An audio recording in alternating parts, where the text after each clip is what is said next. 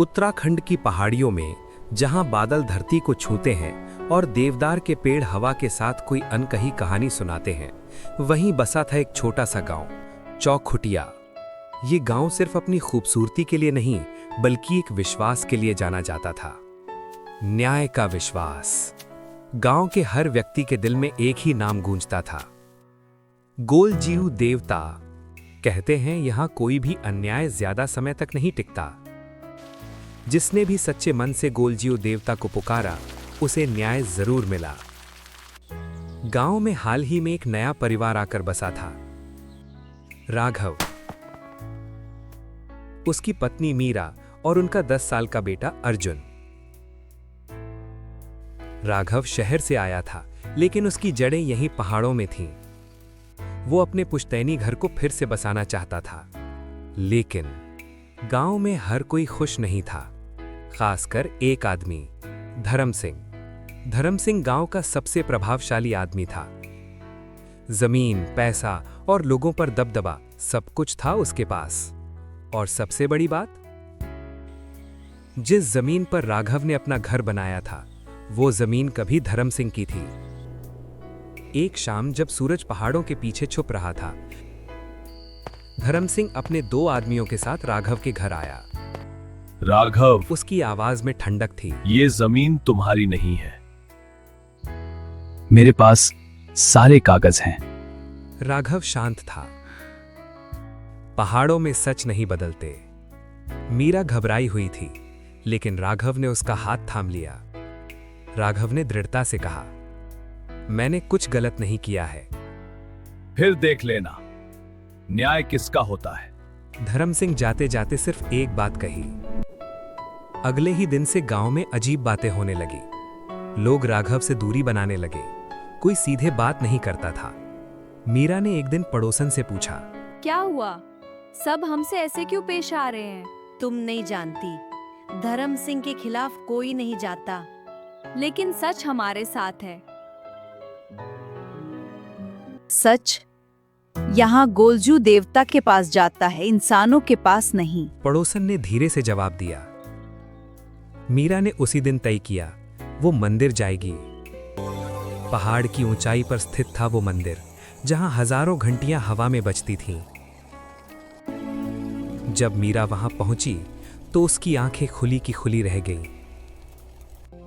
हर तरफ सफेद कागज बंधे हुए थे, लोगों की अर्जियां, न्याय की पुकार। ये सब क्या है? यहाँ लोग कोर्ट में नहीं, पहले भगवान के पास जाते हैं और न्याय मिलता है। पुजारी ने मुस्कुरा कर कहा। इतनी जल्दी मिलता है कि लोग डरते भी हैं। मीरा ने भी एक कागज लिया। उसने कांपते हाथों से लिखा, हे गोलजीऊ देवता, अगर हम सही हैं तो हमें न्याय दीजिए। उसने वो कागज मंदिर में बांध दिया। जैसे ही उसने घंटी बजाई, अचानक तेज हवा चलने लगी। घंटियां अपने आप जोर जोर से बजने लगीं। मीरा के शरीर में एक अजीब सी सिहरन दौड़ गई। उस रात राघव और मीरा सो रहे थे। अचानक दरवाजे पर जोर की दस्तक हुई। कौन है? राघव ने पूछा। जब उसने दरवाजा खोला, बाहर कोई नहीं था, लेकिन दरवाजे के पास एक कागज पड़ा था। उस पर लिखा था, न्याय शुरू हो चुका है। उसी रात धर्म सिंह के घर में भी कुछ अजीब हुआ। वो गहरी नींद में था, तभी उसे ऐसा लगा जैसे कोई उसके कान में फुसफुसा रहा हो, झूठ का अंत पास है। वो डर कर उठ गया। कमरे में कोई नहीं था, लेकिन उसकी दीवार पर अपने आप एक दरार बन गई थी, और उस दरार से खून जैसा लाल पानी टपक रहा था। धर्म सिंह पहली बार डरा हुआ दिखा। उसने अपने आदमी से कहा, राघव के घर के पास क्या हुआ? कुछ नहीं मालिक, झूठ मत बोल, धर्म सिंह चिल्लाया। उसकी आंखों में डर साफ दिख रहा था। उधर छोटा अर्जुन, उसने रात को एक सपना देखा। एक सफेद घोड़े पर बैठा एक योद्धा, जिसके हाथ में तलवार थी। वो बोला, डरो मत, न्याय तुम्हारे साथ है। अर्जुन सुबह उठा तो पसीने में भीगा हुआ था। मां, मैंने किसी को देखा। मीरा ने उसे गले लगाया। वो तुम्हारी रक्षा कर रहे हैं। कुछ दिनों बाद धर्म सिंह का सबसे भरोसेमंद आदमी हरिया अचानक पहाड़ से गिर गया। लोगों ने कहा यह हादसा था, लेकिन गांव के बुजुर्गों ने फुसफुसा कर कहा, नहीं, ये न्याय की शुरुआत है। एक दिन पुलिस गांव आई। राघव पर आरोप लगा कि उसने फर्जी कागज बनाकर जमीन ली है। मीरा टूट गई। ये सब झूठ है, लेकिन पुलिस उसे ले जाने लगी। तभी गांव के एक बुजुर्ग आगे आए। उन्होंने कहा, अगर न्याय चाहिए तो पहले गोलजियो देवता के दरबार में जाओ। पूरा गांव मंदिर में इकट्ठा हुआ। आज फैसला देवता करेंगे। पुजारी ने कहा। धर्म सिंह आत्मविश्वास से भरा था। राघव शांत खड़ा था। मीरा रो रही थी। जो सच बोल रहा है वो इस घंटी को छुए। पहले धर्म सिंह आगे बढ़ा। जैसे ही उसने घंटी को छुआ, एक तेज आवाज हुई और वो पीछे गिर गया। उसके हाथ में जलन के निशान पड़ गए। पूरा गांव सन्न रह गया। अब बारी थी राघव की। वो धीरे धीरे आगे बढ़ा। उसका हाथ कांप रहा था। जैसे ही उसने घंटी को छुआ, घंटियां खुद ब खुद बजने लगी। हवा तेज हो गई और मंदिर में एक गूंज उठी, सत्य। लेकिन कहानी यहीं खत्म नहीं होती। धर्म सिंह हार मानने वाला नहीं था। उसने कसम खाई, मैं देखता हूं ये न्याय कब तक चलता है। और उसी रात मंदिर की एक घंटी अपने आप टूट कर गिर गई और उसके नीचे एक नया कागज मिला, जिस पर लिखा था, असली न्याय अभी बाकी है। मंदिर की वो टूटी हुई घंटी और उसके नीचे रखा वो कागज, असली न्याय अभी बाकी है। ये सिर्फ एक चेतावनी नहीं थी, ये आने वाले तूफान की शुरुआत थी। उस रात धर्म सिंह सो नहीं पाया। उसके मन में सिर्फ एक ही बात घूम रही थी, अगर देवता मेरे खिलाफ हैं तो मुझे खुद अपना रास्ता बनाना होगा। उसने अपने सबसे खास आदमी को बुलाया, काला राम। आज रात धर्म सिंह की आवाज धीमी थी। राघव और उसका परिवार इस गांव में नहीं रहना चाहिए। आप निश्चिंत रहिए मालिक, सुबह तक सब खत्म हो जाएगा। उस रात आसमान में काले बादल छा गए। तेज हवाएं चलने लगी, जैसे प्रकृति खुद किसी बड़ी घटना की गवाह बनने जा रही हो। आज कुछ ठीक नहीं लग रहा। मीरा को अजीब सा डर महसूस हो रहा था। डर मत, हम सच्चे हैं।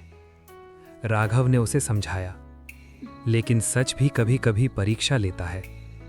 आधी रात दरवाजा जोर से तोड़ा गया। काला राम और उसके लोग अंदर घुस आए। आज तुम्हारा सच भी तुम्हें नहीं बचा पाएगा, काला राम चिल्लाया। मीरा ने अर्जुन को पीछे छुपा लिया। अगर हिम्मत है तो मुझसे सामना करो, राघव ने सामने खड़े होकर कहा। अचानक कुछ बदल गया। जैसे ही काला राम ने राघव पर हमला करने के लिए हाथ उठाया, अचानक बिजली कड़क उठी। पूरा घर रोशनी से भर गया। दरवाजे के बाहर एक सफेद रोशनी दिखाई दी। धीरे धीरे वो रोशनी एक आकृति में बदलने लगी। एक योद्धा, सफेद घोड़े पर, हाथ में तलवार। वही जो अर्जुन ने सपने में देखा था। ये वही है। अर्जुन चिल्लाया। काला राम डर के मारे पीछे हट गया। ये कोई इंसान नहीं, मुझे माफ कर दो, मैंने कुछ नहीं किया। जो अन्याय में साथ देता है वो भी दोषी होता है। और उसी पल काला राम जमीन पर गिर पड़ा, बेहोश। उसके बाकी आदमी भाग गए। सुबह गांव में खबर फैल गई। धर्म सिंह का घर, लोगों ने देखा वो जमीन पर पड़ा था, पूरी तरह टूटा हुआ। जैसे उसकी सारी ताकत खत्म हो गई हो। वो सच में आ गए। वो बड़बड़ा रहा था। गांव के बुजुर्गों ने पंचायत बुलाई। धर्म सिंह को मंदिर लाया गया।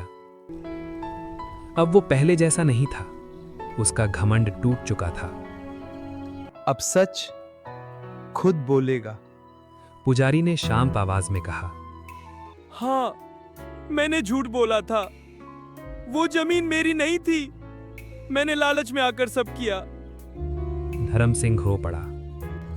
पूरा गांव सन्न रह गया। राघव निर्दोष है और जमीन उसी की है। पुजारी ने घोषणा की। मीरा की आंखों में आंसू थे, लेकिन ये खुशी के आंसू थे। राघव ने सिर्फ एक बात कही, धन्यवाद गोलजू देवता। लेकिन कहानी यहीं खत्म नहीं हुई। धर्म सिंह की हालत दिन ब दिन बिगड़ती गई। उसका शरीर कमजोर होता गया। मुझे माफ कर दो।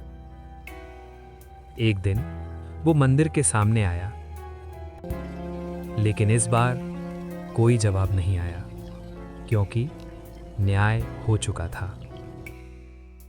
कुछ दिन बाद अर्जुन मंदिर गया। उसने एक नया कागज बांधा, धन्यवाद हमें न्याय देने के लिए। उसने मां से पूछा, क्या देवता हमेशा आते हैं? जब दिल से पुकार होती है तब जरूर आते हैं। समझ गया माँ। उस घटना के बाद गांव बदल गया। लोग अब सच से डरते नहीं थे, बल्कि झूठ से डरते थे। हर विवाद पहले मंदिर जाता था। एक दिन पुजारी ने मंदिर के पीछे एक पुरानी घंटी देखी। वो वही घंटी थी जो उस रात टूटी थी, लेकिन अब वो अपने आप जुड़ चुकी थी और उस पर एक नई लिखावट थी, न्याय कभी अधूरा नहीं रहता।